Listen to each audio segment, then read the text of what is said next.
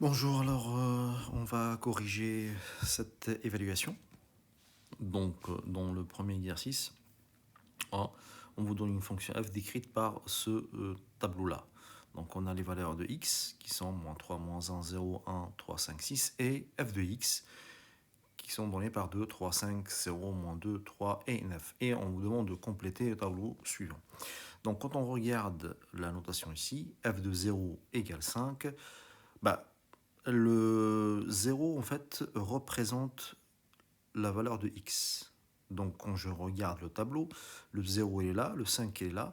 Donc on voit bien que 5 représente l'image de 0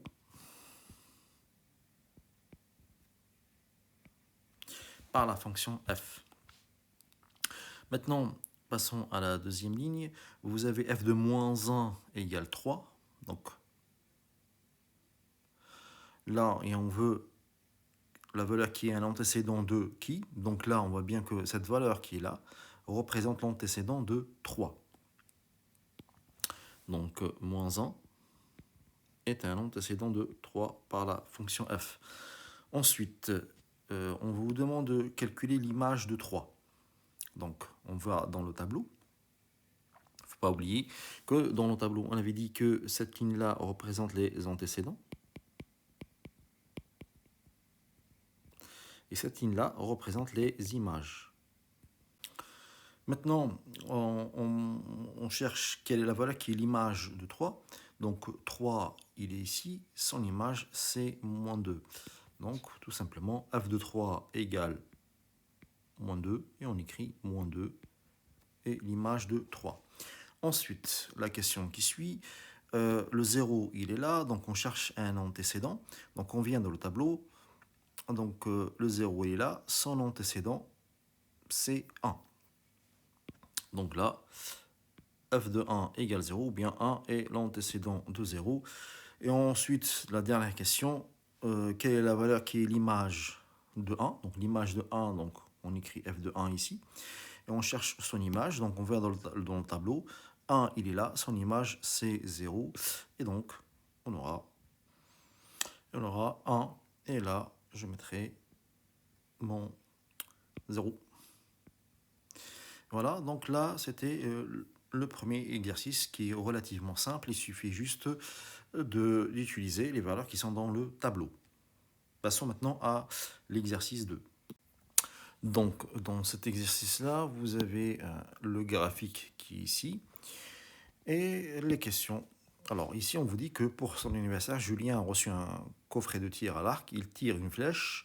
La trajectoire de la pointe de cette flèche est représentée ci-contre. Donc, voici la trajectoire de la flèche. Que représente cette courbe-là? Donc, étant donné qu'on est en train d'utiliser les fonctions, on a toujours dit que une courbe qui représente une fonction, c'est toujours ce qui est écrit sur l'axe des ordonnées en fonction de ce qui est écrit sur l'axe des abscisses. Donc là, pour la question 1, la réponse, elle est claire. En fait, tout simplement, cette courbe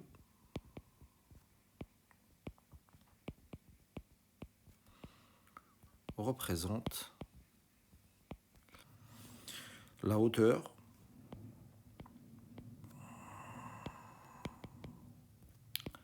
de la flèche. Et le mot le plus important, c'est en fonction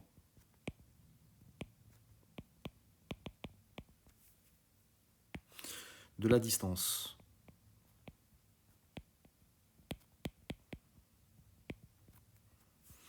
Horizontale. Alors, le mot le plus important ici, c'est en fonction. On peut dire que cette courbe représente la hauteur en fonction de la distance, sans dire la hauteur de la flèche, mais ceux qui disent que ça représente la hauteur de la flèche et la distance horizontale, non. C'est la hauteur en fonction de la distance. Sinon, ça n'a aucun sens. Alors, maintenant, passons à la deuxième question. Alors, de la deuxième question, on vous dit de quelle hauteur la flèche est-elle tirée. Donc c'est au début. Donc on voit bien que le 0 il est là, que en 0 c'est 1. Donc là tout simplement,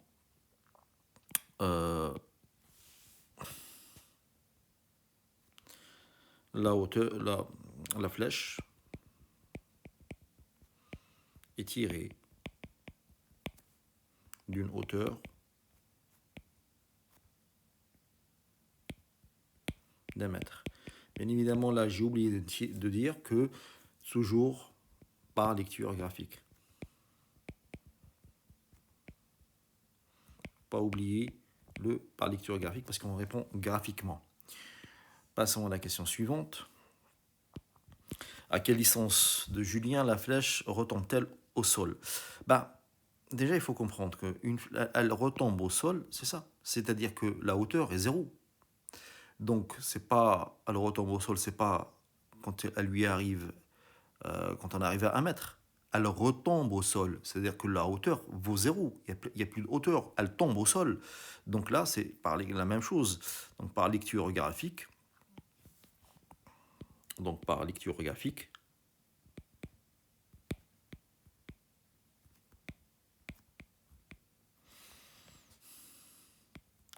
la flèche retombe à une distance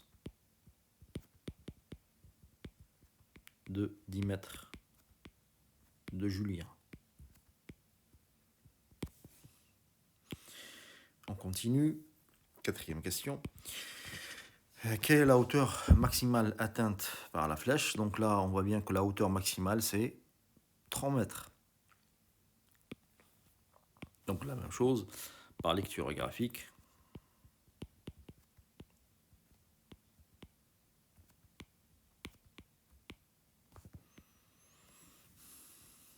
La hauteur maximale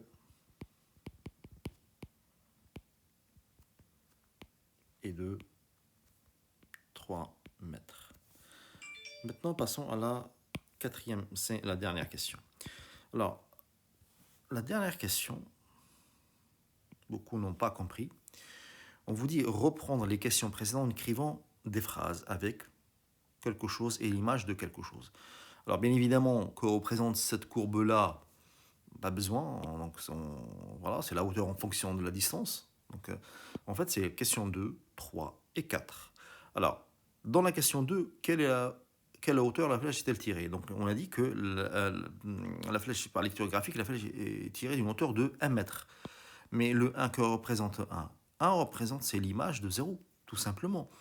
Donc là, en reprenant les questions précédentes, donc là, dans la question 2, on va dire que 1 est l'image de 0. Ensuite, dans la question 3, la flèche retombe à une distance de 10 mètres.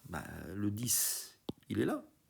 Mais et la hauteur, c'était 0. Donc, on a dit que ce qui est sur l'axe des zéros donnés, c'est les images. Donc, ça, 0 représente image de 10. Donc, on l'écrit. 10 est l'image de 0. Et enfin, la dernière question, la question 4 qui me disait quelle est la hauteur maximale. Donc, on avait dit que la hauteur maximale, c'est 3. Donc, 3 est l'image. Alors, normalement, ici, bien évidemment, on est dans lecture graphique. On voit bien que le 3, il est là. Donc, bon, c'est pas vraiment, c'est à peu près, c'est pas vraiment 4, c'est pas vraiment 5, c'est entre 4 et 5. Donc, on peut dire que c'est environ 4,5, une image de 4,5. Sauf que j'ai accepté les réponses qui me disent que c'était 4 et 5, etc. Bon, c'est pas grave parce que c'est normal. C'est pas une lecture graphique n'est pas très très précise, mais la vraie réponse était entre 4 et 5. Donc en général, là, c'était plutôt 4,5. Donc voilà, l'exercice 2 aussi, il ne demandait pas grand-chose, c'était exploiter des informations à partir d'un graphique. Passons maintenant à l'exercice 3, où dans l'exercice 3, vous avez un programme écrit en langage Scratch.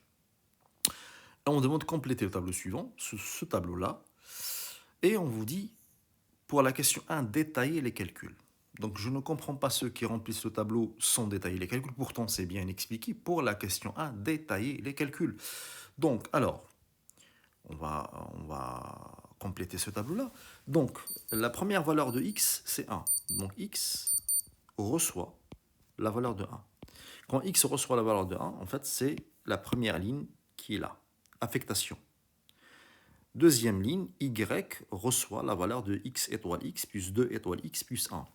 Donc, ça veut dire que là, maintenant, y reçoit la valeur de 1 fois 1 plus 2 fois 1 plus 1. Et si je calcule ça, on aura y égale 4. 1 fois 1, c'est 1, plus 2, ça fait 3, plus 1, 4. Donc 1, 4. Pour 2, la même chose, x reçoit 2.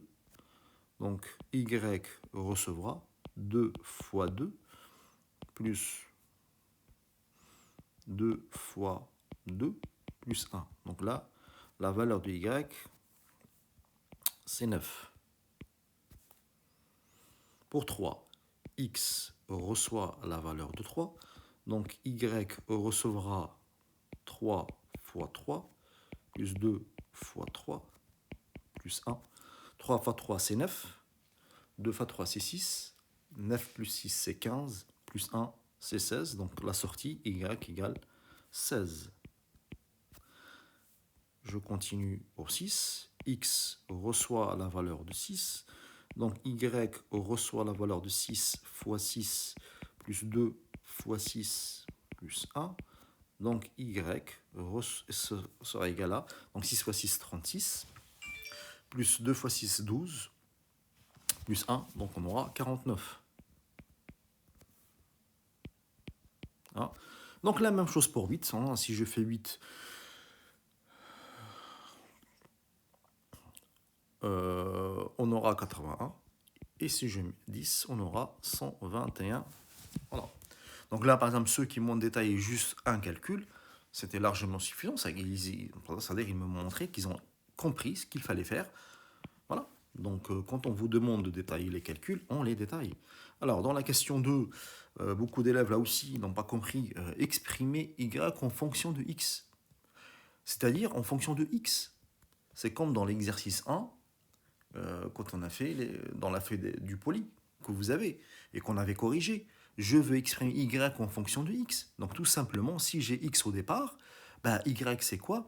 Bah, on a vu que si j'avais x au départ, bah, y recevait la valeur de x étoile x plus 2 étoile x plus 1.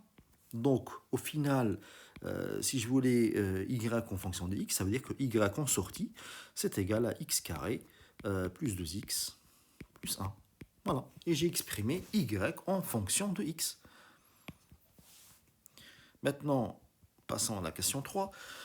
On considère la fonction f qui a x associe, donc la fonction f qui a x associe la valeur de x plus 1 au carré. Et on vous demande calculer les images des valeurs de x du tableau précédent. C'est-à-dire qu'ils sont là.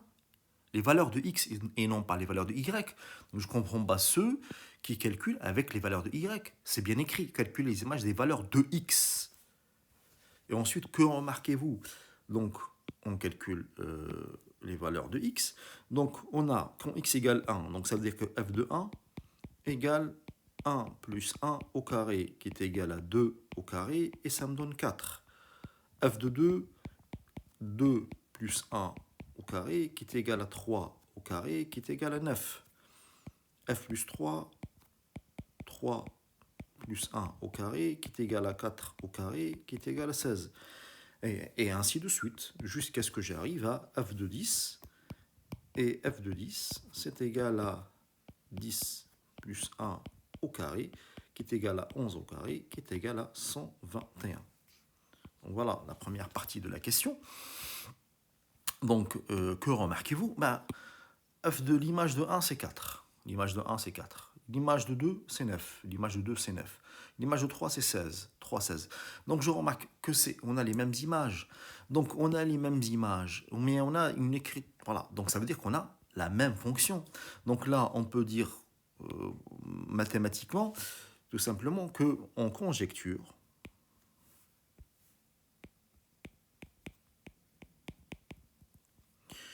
que, deux points, la fonction que j'ai, c'est-à-dire celle-là, f de x, qui est égale à x plus 1, le tout au carré, donc x plus 1, le tout au carré, n'est autre que x carré plus 2x plus 1.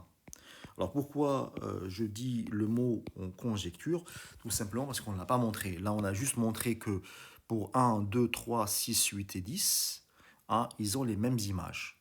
Donc pour l'instant, on peut dire que juste on conjecture.